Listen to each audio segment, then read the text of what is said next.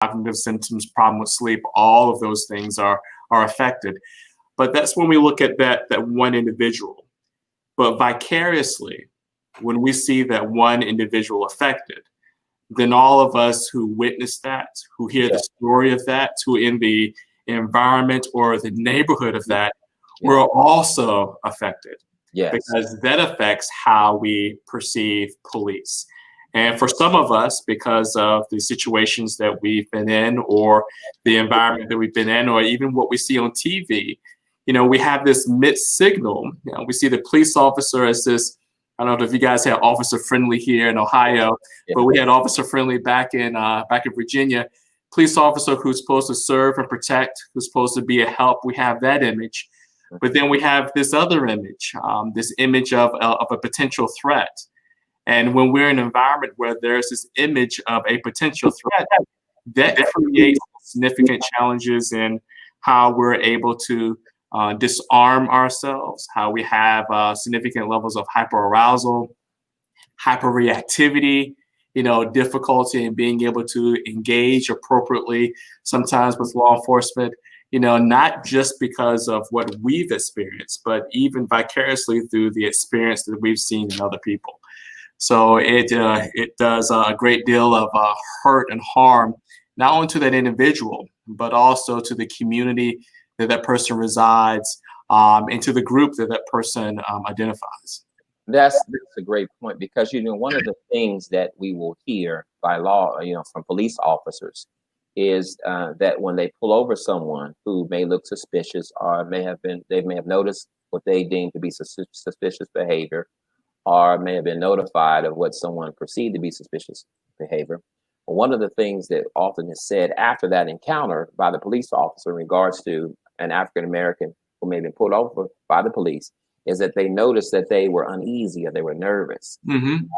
And so it's interesting, because a law enforcement police officer may perceive that uneasiness or nervousness and try to connect it to them being suspicious or guilty of something, when in fact, it's really a manifestation of the trauma they've experienced that makes them uneasy.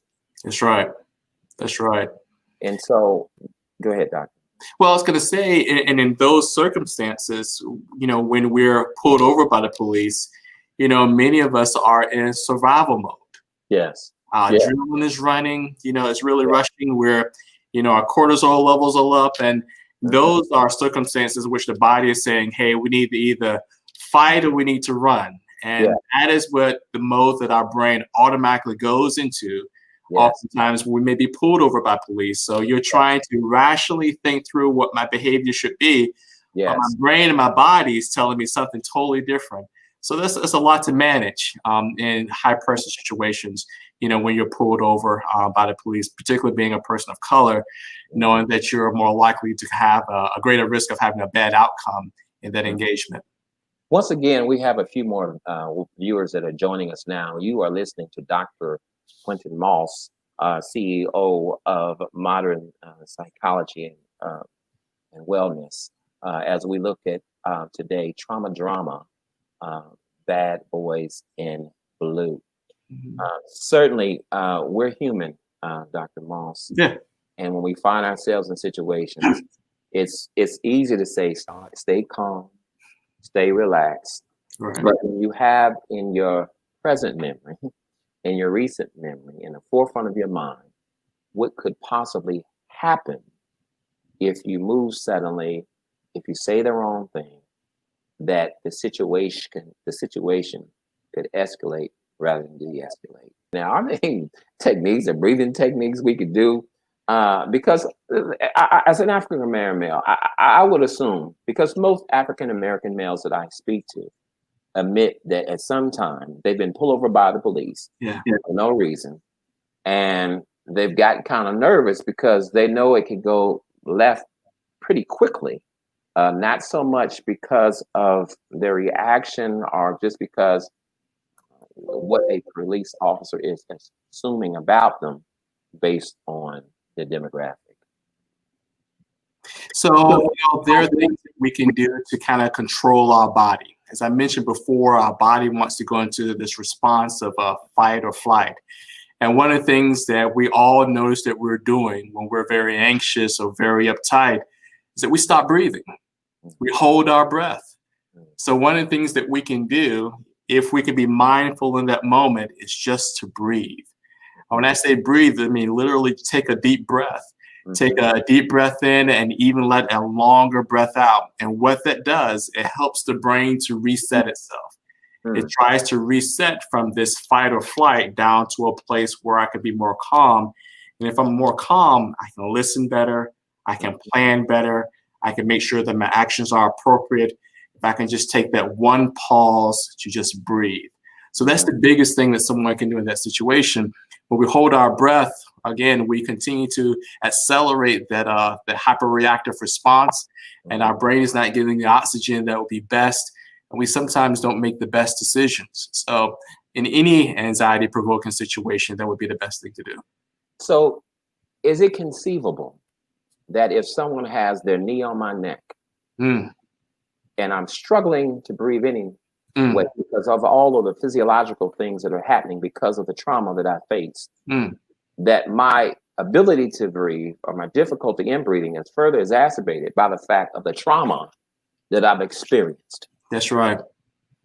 So if someone has their foot on your neck, it's very difficult to respond to that in a calm and demeanor.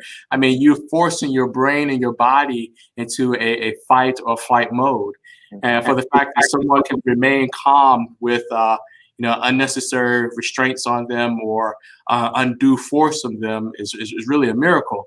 But again, being placed in those circumstances, provokes people, unfortunately, to respond in such a way that they feel like they have to defend themselves, which then creates this cycle. Now we've escalated, in which the police then feels they need to then escalate when perhaps their approach could have been different, which will allow for me to have a much better response, so that we both can get out of this interaction healthy and just being able to communicate what needs to be communicated in that discussion.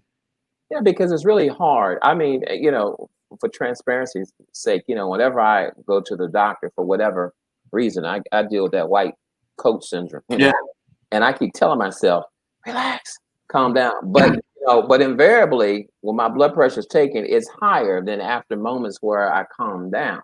And I can tell myself, but just my natural reaction is, something's bad. I'm going to hear some bad news.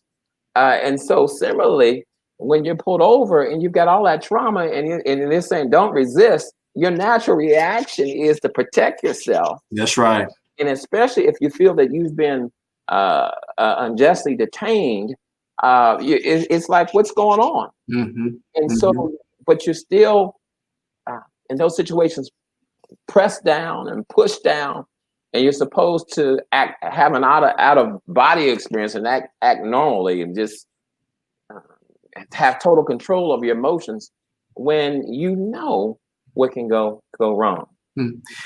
One of the things that we teach our patients, particularly those people who suffered from trauma, is that when they're in an interaction that starts to become negative, that they start to communicate to the other person, hey, what you're saying or what you're doing is starting to make me feel uncomfortable.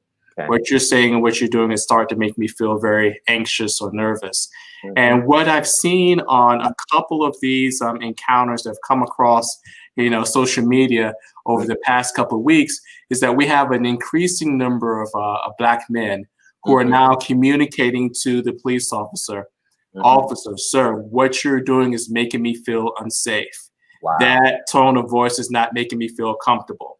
So that I'm being very clear to you that what you're doing is actually potentially escalating this event when it doesn't need to. So if I were to add something to the issue of breathing, I would add, communicate very clearly what the officer and their behavior, what they're creating within you.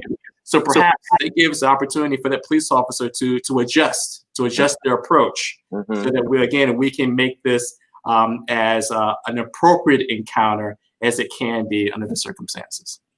And just think about how many lives could have been spared if we had been given that technique, and if the police officers had been trained in a way to help them to realize that though it's a part of their daily routine to pull people over, most people that are pulled over are not pulled over every day. Right. And, and what's normal for them is not a normal occurrence for them. They don't take into account what the person has gone through. They don't take into account. I've been saying, Dr. Moss, over the past couple of weeks, that who we are, the people we are, and the people we are becoming is based on the composite of experiences we've had in life. Mm-hmm. And whatever you've dealt with makes you who you are. So if I'm pulled over and I'm an African-American male and I have people that I can count on at least on two hands who have had poor interactions with the police, and they being law-abiding citizens, mm-hmm. and I have that in my mind, so I have to struggle in terms of whether you're going to be friend or foe. And so when I think about just a long litany of people, when I think about Eric Gardner, Michael Brown, right, Tamir Rice, Walter Scott. I mean, I'm just looking at the stories going on. Alton Sterling, mm-hmm. Lando Castile.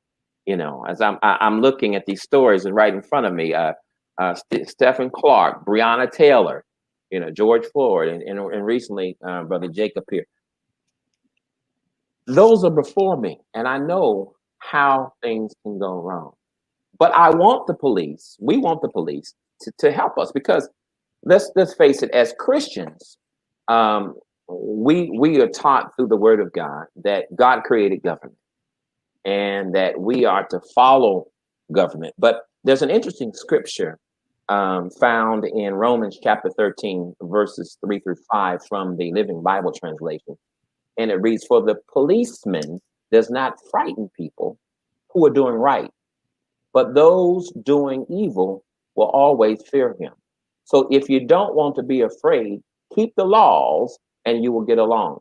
When I read that verse, I add a caveat, and the caveat is, for the policeman does not frighten people who are doing right. And most of the times when we interact with the police, we're doing right. Or if we're doing something that's wrong, it's not to the level where we should lose our lives. Correct.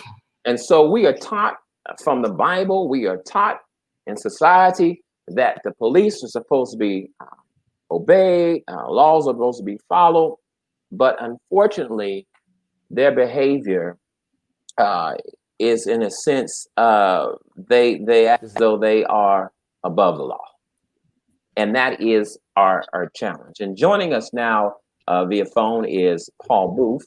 Paul Booth is a former city councilman, son of a civil rights activist, Dr. L.V. Booth. Welcome, Paul. Thank you, Pastor Phillips. Had a little technical difficulty, but finally made it. Well, we're glad to have you.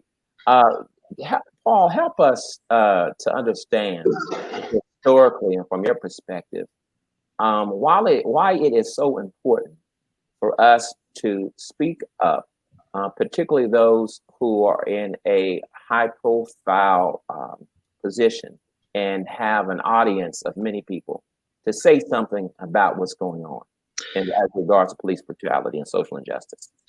Well, number one, people respect you for that.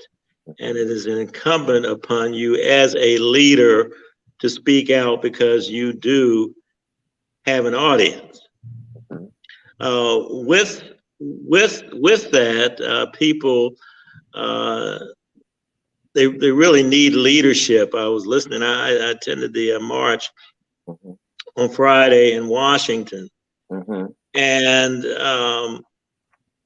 heard Al Sharpton say something that was very important, because they were expecting violence and so on and so forth. But because of the leadership, because of Al Sharpton's leadership, and the fact that he would, and the other leaders of NAN and the other leaders involved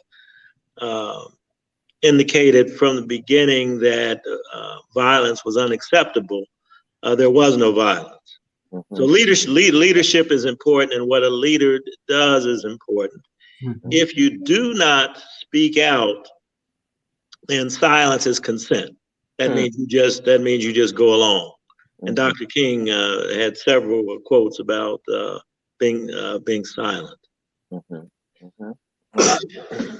Well, one of the things that I was concerned about, and I appreciate the younger generation, the 20-something group, stepping up and being more vocal about what's going on. And certainly, when John Lewis, this was something that the late John Lewis was very encouraged about, and that there were so many young people taking interest in making sure that they were treated fairly by the police.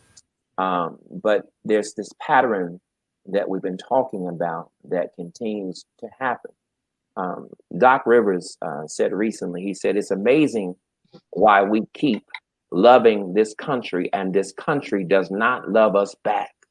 He said, it's really sad. He said, it's a bad thing. And so here is Doc Rivers saying, I should be a coach. I'm so often reminded of my color. Mm-hmm. It's just really sad. We got to do better, but we got to demand better. And I think that's what we are now. We are in the process of demanding better. Wouldn't you say, Paul? Absolutely. Absolutely. And unfortunately, the tragedies that it has taken to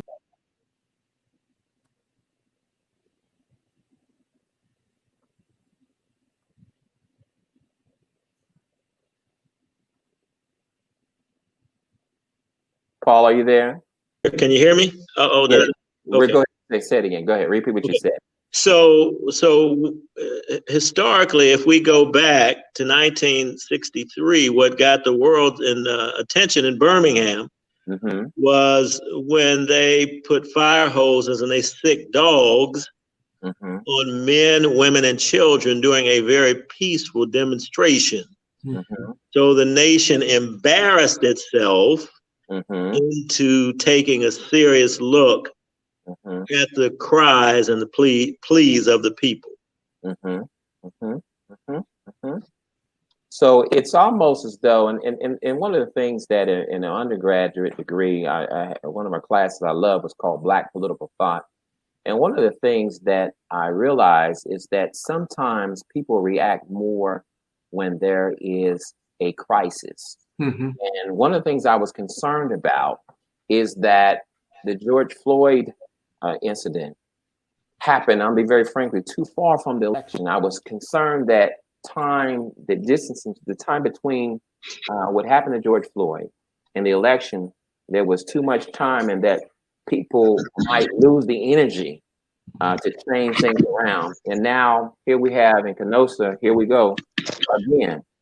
And so what would you say needs to happen, Paul, in keeping the momentum going and keeping the pedal down, the accelerator down, mashing us into change?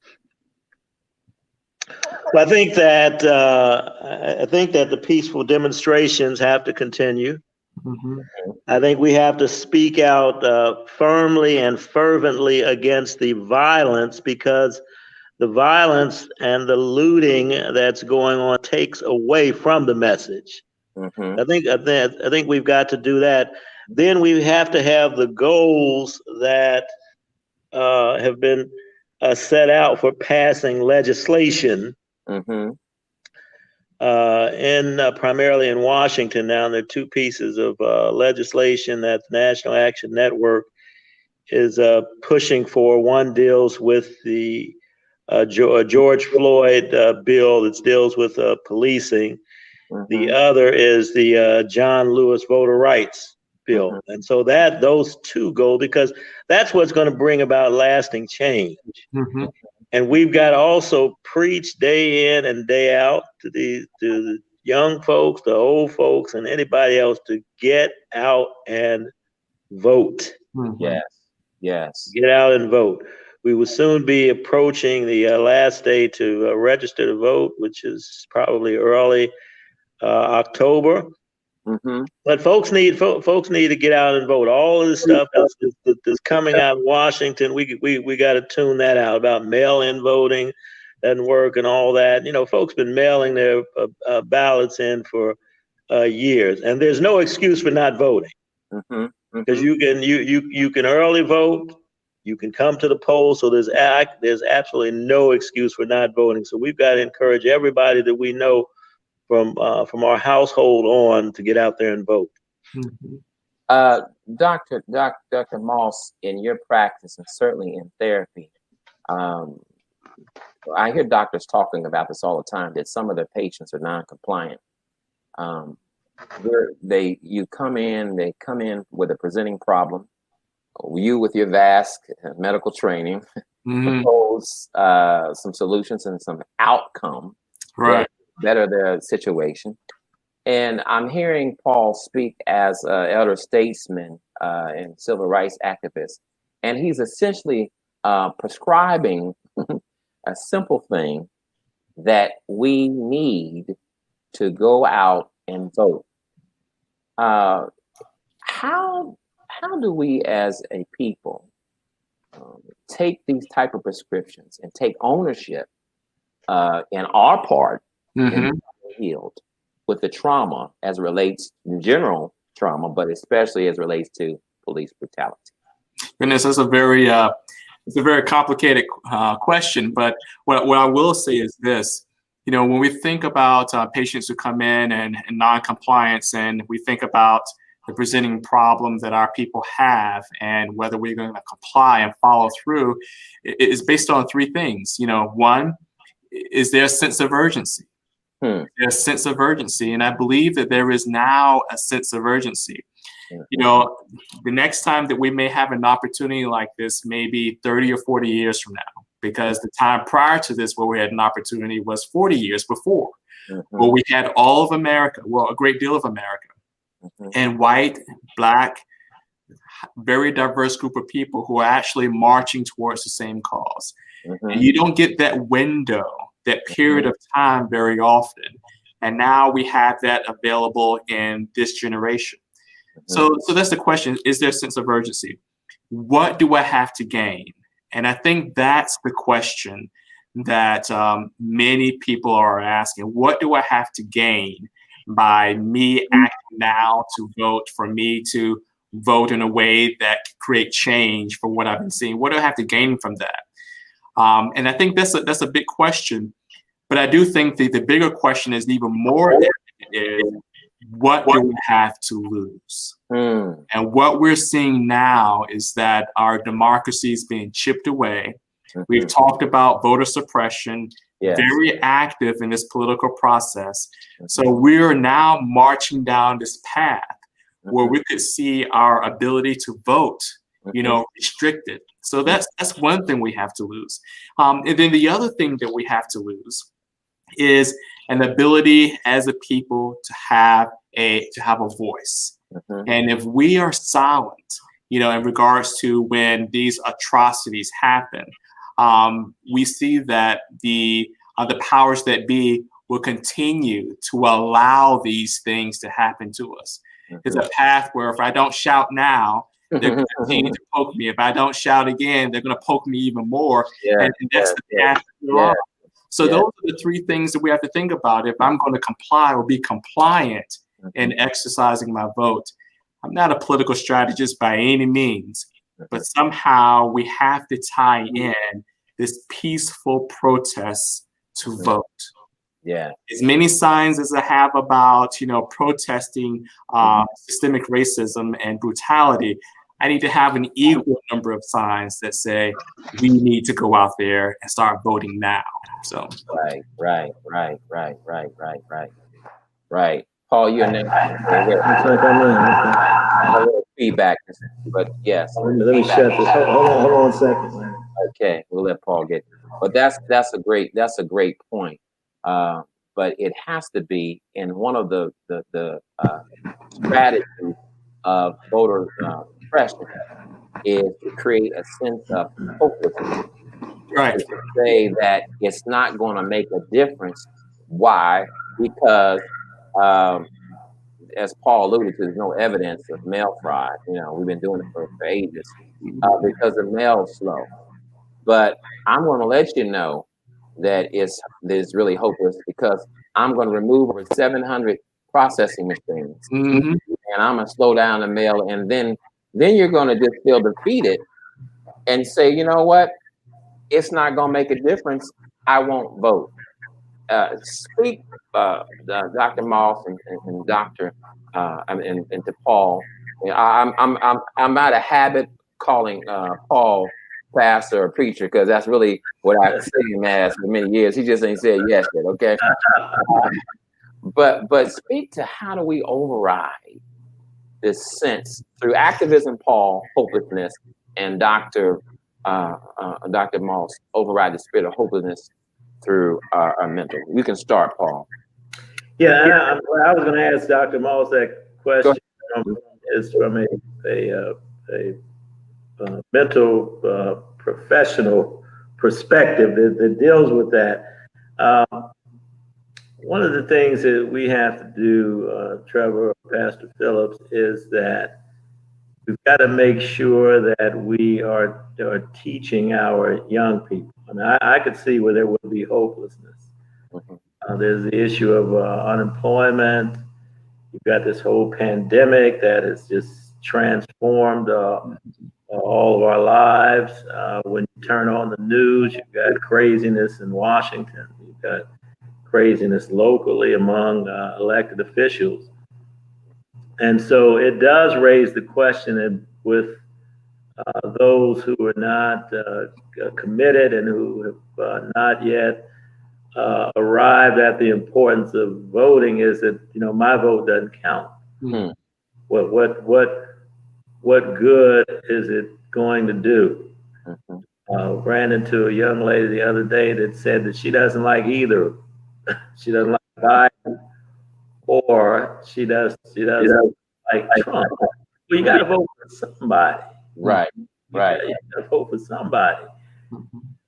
For you not to vote, I say it's really a vote for the other person that you really don't want.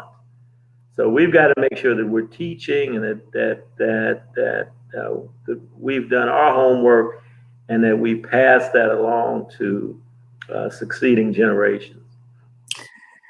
If I were to add to that, I think there's another issue that helps us to move beyond my vote doesn't count. And that is to stress what happens locally here in politics and government. When people understand that their vote for city council, when they vote for their trustee of their township, when they understand that their vote there over time does create change in regards to nationally, people are able to appreciate the importance of their vote. And plus they know that who I vote for trustee or for mayor or for city council, that directly affects my day to day. So if we can perhaps, provide more education in regards to the importance of the local government involvement, and that helps people to see how their vote affects this locally, but it does transcend to even affect, who we nominate for a party or who we may put up for a Senate seat. It does affect that. Yeah, and the important that's an excellent point, because all politics is local, as one of the politicians said.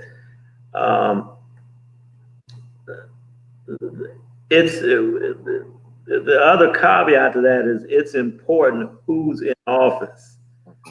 That person is making decisions about you and about your life on a daily basis. And of course, it begins in the hometown. Mm-hmm. a long time, we could not elect African-American judges because we didn't have persons running that were not qualified, but we just had a system that did not elect them. It does make a difference for somebody who looks like you and me and who has been through the things that you and I have been through, that have an understanding, that have a mindset, that are making decisions about you, that whether it's a judge, whether it's city council, or whatever it is. So that local election is extremely important. Mm-hmm. Well, I think it's very important that the people feel, again, empowered, and that young people feel as though they can make a difference. And the difference that they can make is not later, but now. Mm-hmm. And it is very true that silence in some circles means consent. And I love the strategies you proposed earlier. But the police officers are supposed to be trained, and you're right, Paul. It depends who is in position, because in office. Because if you have a person that is in office that does not believe in holding police officers accountable for criminal behavior, and who continues to flame divisiveness and racism and bigotry, it goes back to who's in office. And unfortunately, we as a people were asleep during the last election because we failed to see what might happen later on. And that's a problem that people have today in general, is that, we were taught that an ounce of prevention is worth a pound of cure. And people don't see and understand, Dr. Moss, preventative medicine. Yeah. Don't understand the benefit of doing things to prevent further things from happening.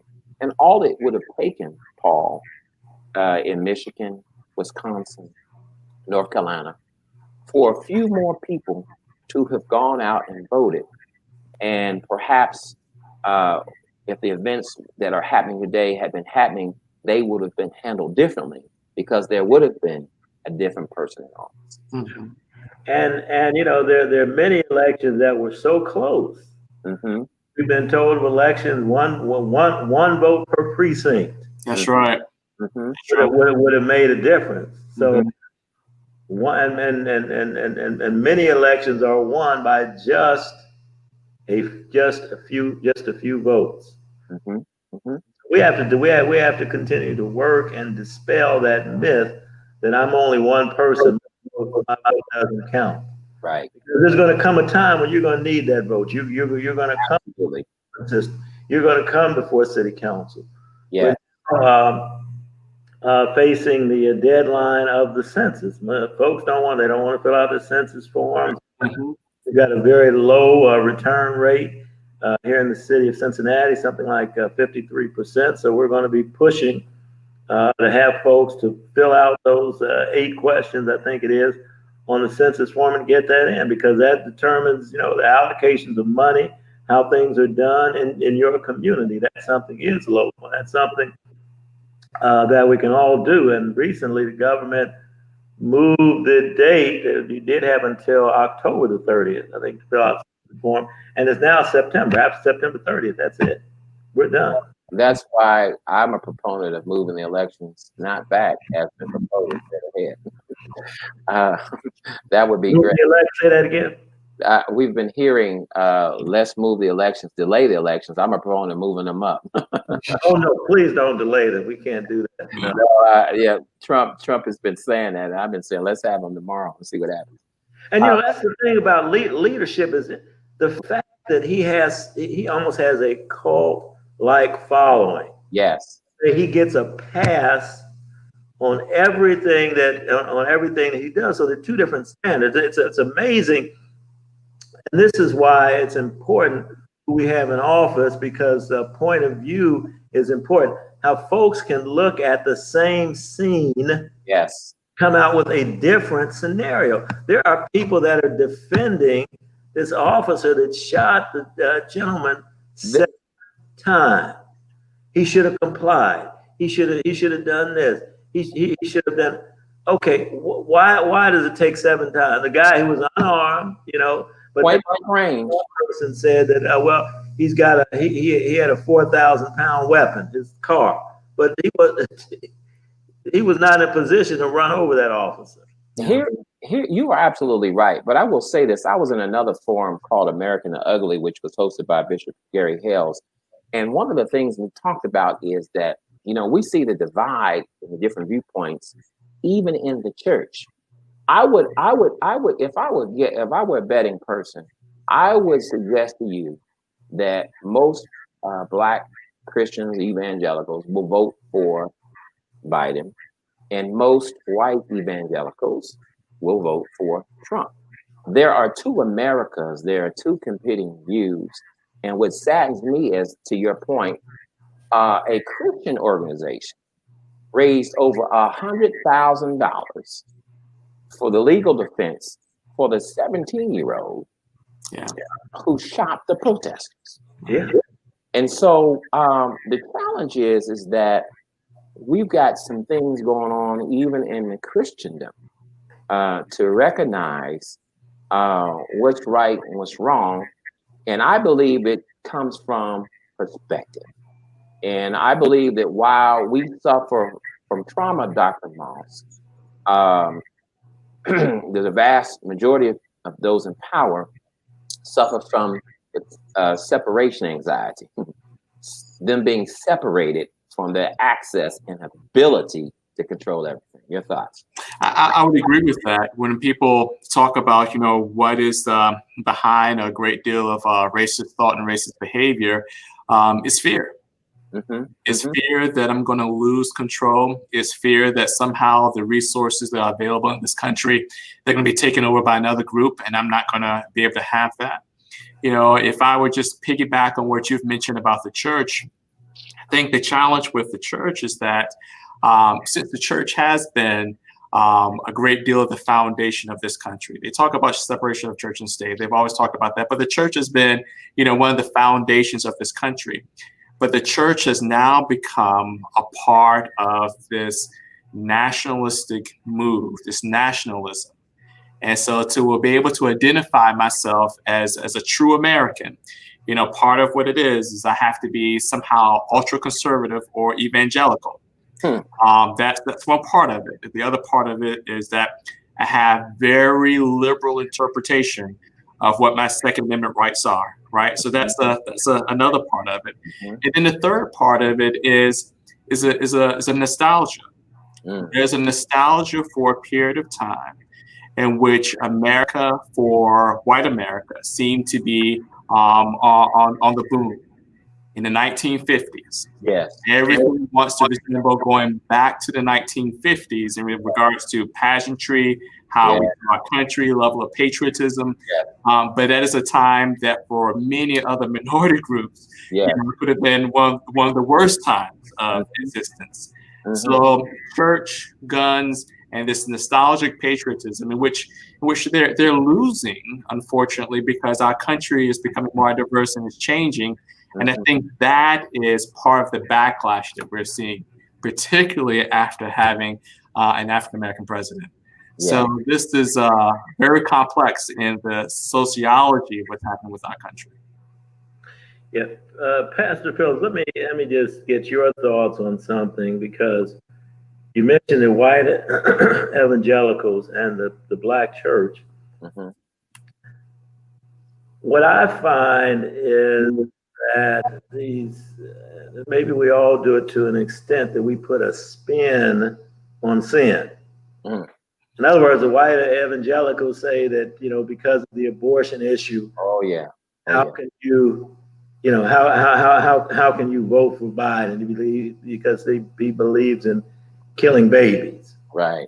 That's one of their hot issues. But it's like Reverend Sharpton said the other day that, you condemn the looting, but you condemn the shooting that's going on.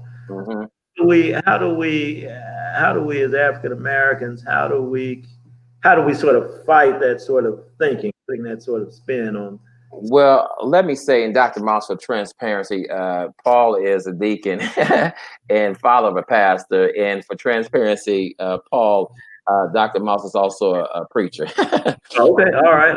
So I can feel that vibe. Yeah. You got that. So one of the things that is we look at that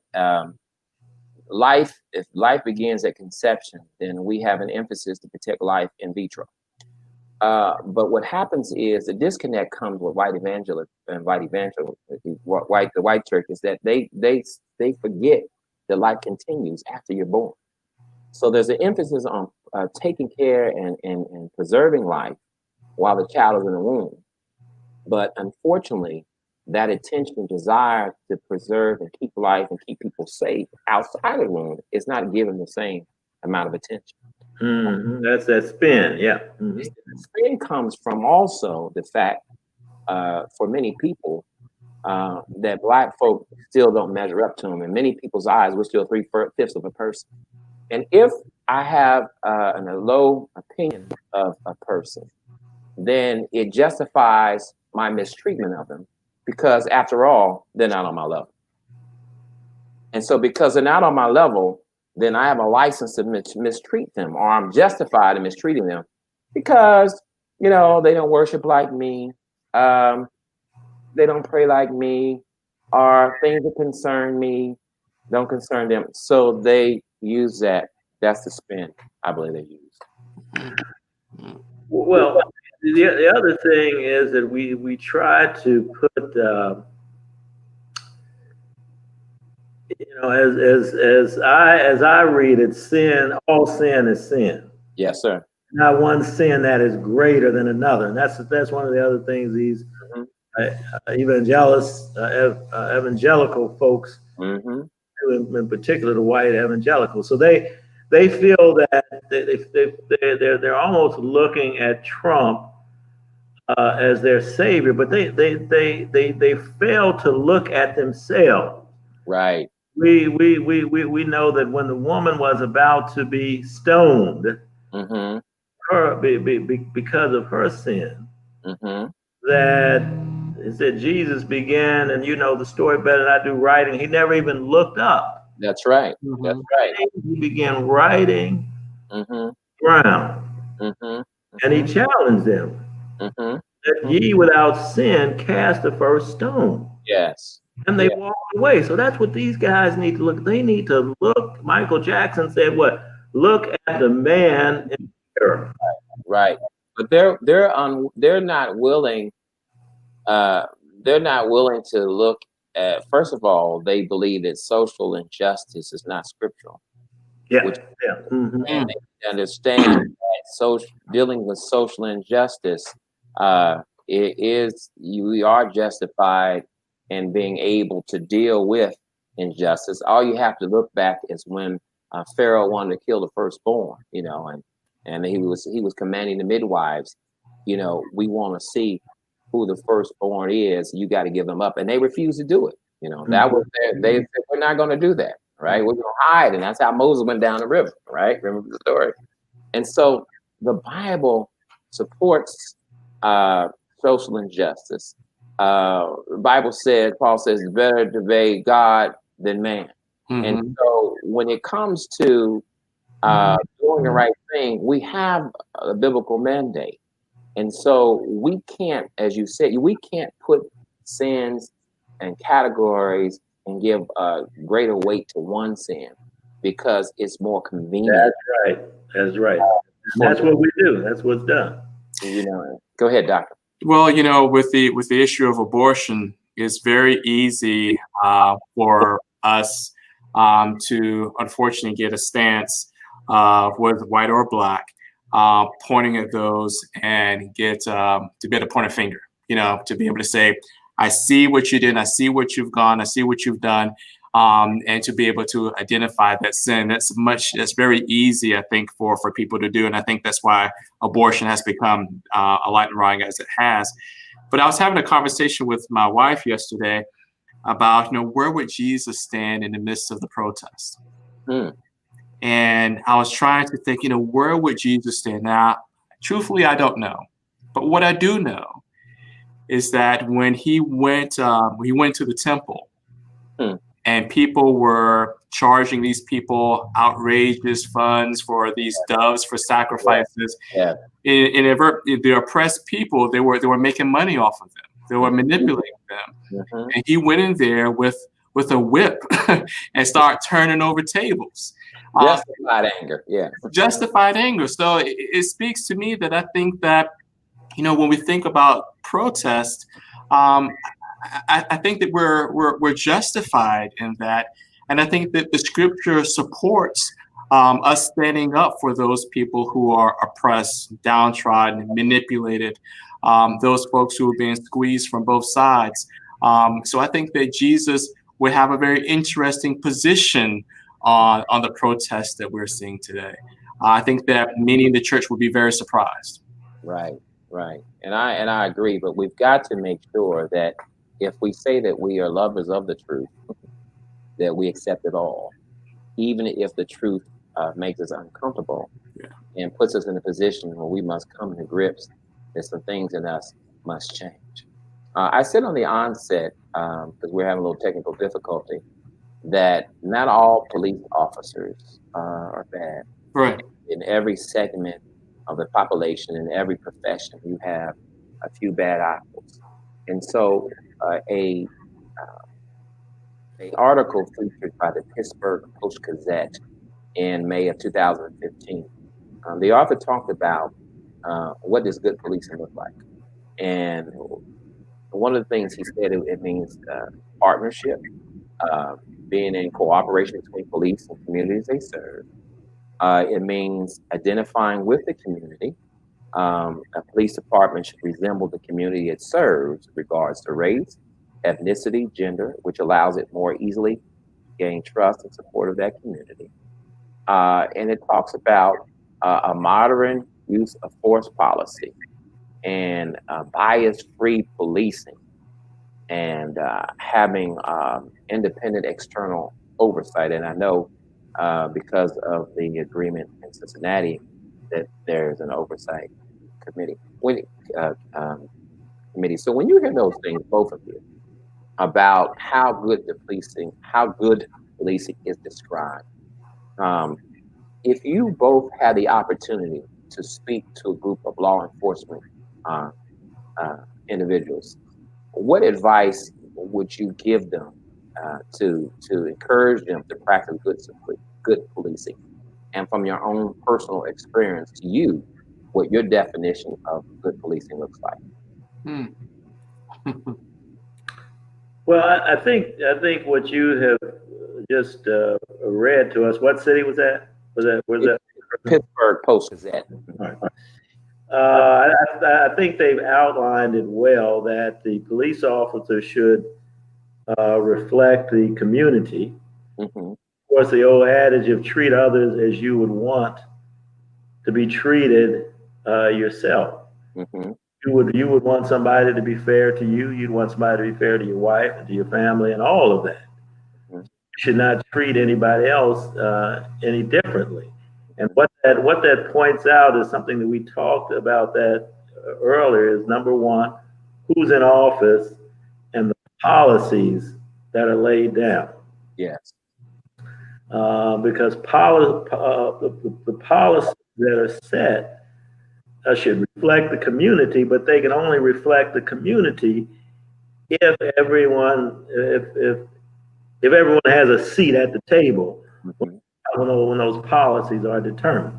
I'm not one for the thing of defunding the police is sort of a misnomer. Obviously, we need police, and I don't think a whole police department should suffer because of one or two bad apples. You got to get rid of those bad apples, or you try to eliminate them on the front end before they even become a part of the department. Now, do we need to examine policing for policy and determine whether or not we need to reallocate some of their funds?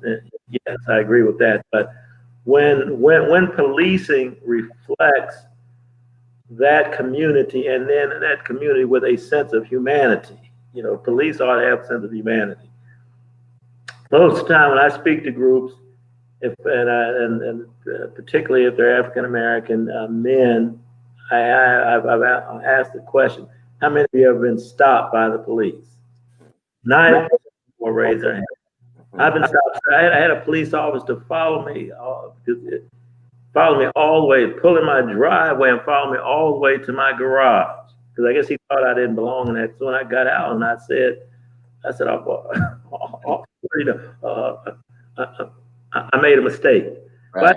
I should have reported him. I did not, but you know, and that's another thing we have to teach is because we do have some officers with bad mindsets, and we don't want a situation to go bad and go downhill. And you have to realize, unfortunately, that officer does have some power against you over you when he stops you. That's absolutely true. One of the lessons that my father would tell me all the time, we grew up in a segregated South. He said, "Listen, let me tell you something. If you find yourself, again, speaking to generational trauma, dealing with police, Dr. Moss, he said, if the police pull you over, shut your mouth. Yeah. Don't you say nothing. Yeah. Don't say nothing. And then later, we'll both go down there and handle it. Mm-hmm. Yeah. But that is not the time. Yeah. Say anything. Mm-hmm. Keep your mouth shut." And that stems, Dr. Moss, from generational trauma and dealing with, because he has witnessed the police making, inaccurate and just lying in their reports and giving a different account. And he's been on the wrong end of that. And so if you had an opportunity, Dr. Moss, what would you tell a room full of law enforcement officers about what you believe as an African-American male, what good policing looks like? I think that what you've described, from that article, that describes it very well. Well, I would like for us to take another viewpoint of this. As you mentioned, there predominantly most officers are doing what they're doing and they're doing it well. They're committed to trying to protect and save lives and help people. But I will say that our officers are asked to do too much.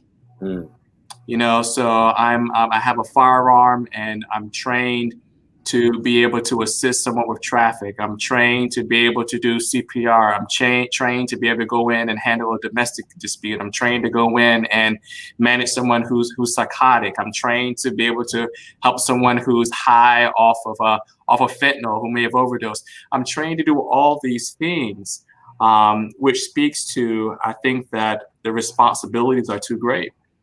There's been a lot of talk about bringing in mental health professionals, a cadre of those people who can help police officers, who be able to help better manage some of these runs. Perhaps in instances where, officers are placed in something that's really beyond their scope, and in that situation, making some very poor decisions. So that's one thing. The second thing is that the mental health of police officers is also another big issue. We've talked about the trauma that the Black community suffers from bad policing, from profiling, from brutality. But each officer that we engage with, good or bad, also has experienced a great deal of trauma on the job. They would have 1 to 2 traumatic experiences over the course of a week. And so they're bringing that mindset, that predisposition also onto the job. So it also speak to making sure that they're taking care of themselves so that they can better take care of us. So those are some of the things that I'll also speak to. Yes, we have to do a better job in treating everyone as if they're a human being, treating everyone as if they're our brother, our mother, our uncle, or aunt, right? But also, we've, as a country, we've asked a lot of you. And there are certain things that are just not within your scope that we should have other professionals to ride alongside with you so that they can handle those things. So those are some of the thoughts that I have. That's a good point. I was watching a story on one of the networks that had were interviewing the chief of police for Raleigh, North Carolina, which was an African-American female. And she alluded to that type of model where there wasn't defunding of the police, but there was additional dollars added. I don't even think there was a reduction in the force, but there was some money allocated for those particular situations that dealt with those interactions that dealt with whether it was a mental health issue. And you're absolutely right that the police do have they're called on to do a lot of things, and many things that they are doing, they're not trained. That's right. And so, but there needs to be an acceptance that they need to become educated about the people they serve. One of the last things I did in my undergrad at Ohio University is I served and I had an internship back in the 80s. I was a cultural awareness intern. And basically, it was an internship that I created mainly to make sure my grade point was higher. But we did it and I showed the police officers various videos about diversity, and I created some social forums which they could interact with international students, because some of the international students came from countries in which if you were arrested, you were going to get brutalized. And then as African Americans, we had our own story, But many of them in that police department, in Athens Police Department, didn't want me to be there. And when they were given an exam that I had prepared based on the video that they all watched, they were like, "We don't need this. We're fine." And I think that there's that culture, that mindset with many police officers exists today, that we are who we are and there's no need for us to change. And certainly that's come across even with the latest shooting, as the police union chief, not the police union chief, but the leader of the police union of that city has really backed the officer in saying that shooting was justified. We've had a great time tonight, and I really believe folks were really helped today, and I greatly appreciate you all, and I'm sure our viewers appreciate you as well. All those that have started watch parties, we thank you. Those that are watching primarily, we thank you. As we prepare to close, just ask you guys if you had any final thoughts that you wanted to give, and then we'll close.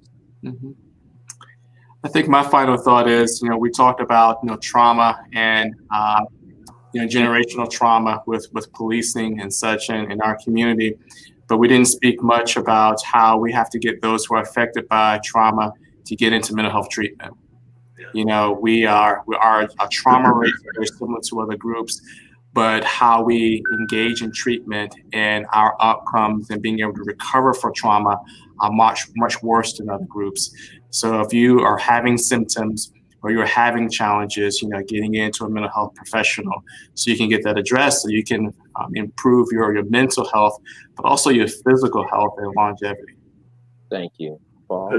Yeah, yes, and I would just say my final thought would be to get involved, because there's something that we can all do. You don't have to have 5 or 6 degrees in order to get involved. There's something that you can do to make a change and to make a difference in your community, and then to pass that along to generations yet to come, and even generations yet unborn, so that they can be the change agents, and so they can continue to carry the torch and move things forward.